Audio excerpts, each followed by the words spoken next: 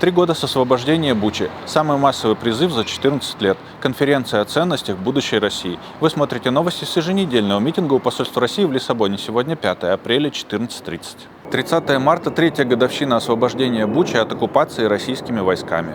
В мае 2022 года издание The New York Times публиковало видео и фотосвидетельства того, как российские солдаты казнили людей в Буче. В апреле 2022 года Организация по защите прав человека Human Rights Watch опубликовала доклад со свидетельствами о наличии признаков военных преступлений в действиях российских военных в Буче. Братские могилы, убийства прятавшихся от обстрелов людей, заминированные тела жертв. В сентябре 2022 года комиссия ООН по результатам расследования событий в Киевской, Черниговской, Харьковской и Сумской областях пришла к выводу, что в Украине совершены военные преступления. 4 апреля Россия нанесла новый ракетный удар по Кривому Рогу. Вещательная компания Deutsche Welle, по данным администрации города и области, сообщает о гибели как минимум 18 человек, 9 из которых дети, и о ранении 61 человека. 11 марта Украина согласилась на предложение США о 30-дневном режиме прекращения огня. Путин же продолжает войну. Издание «Верстка» рассказывает, что призыв, который начался 1 апреля, стал самым массовым за последние 14 лет. Правозащитники сообщают о вербовке срочников на контракт. 3 апреля вещательная компания Deutsche Welle сообщила по данным чиновников НАТО,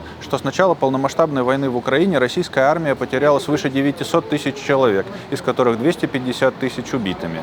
3 апреля издание The Moscow Times рассказало, что депутаты Госдумы усиливают наказания по статьям, по которым судят россиян, которые выступают против войны. В тот же день издание «Радио Свобода» рассказало, что Генпрокуратура признала нежелательными фонды Элтона Джона для поддержки ВИЧ-инфицированных. Изданию «Медиазона», которое пробивается к россиянам через блокировки, чтобы рассказывать о войне и судах над политзаключенными, нужна ваша помощь. Они были вынуждены сократить часть редакции, а редактор и главный редактор теперь работают без зарплаты. Помогите им продолжить работу, подписавшись на регулярные пожертвования. 25 апреля, в день революции Гвоздик, в рамках ADRL Talks мы проведем онлайн-конференцию «России необходимо 25 апреля», посвященную созданию философской и политической концепции будущей России, свободной, мирной и вдохновляющей. Мы обсудим, какими должны быть ценностные основы общества, как выстроить систему самоорганизации и участия граждан в политике, каким образом прийти к демонтажу путинского режима и как наладить сотрудничество с союзниками ради мирного и взаимовыгодного будущего.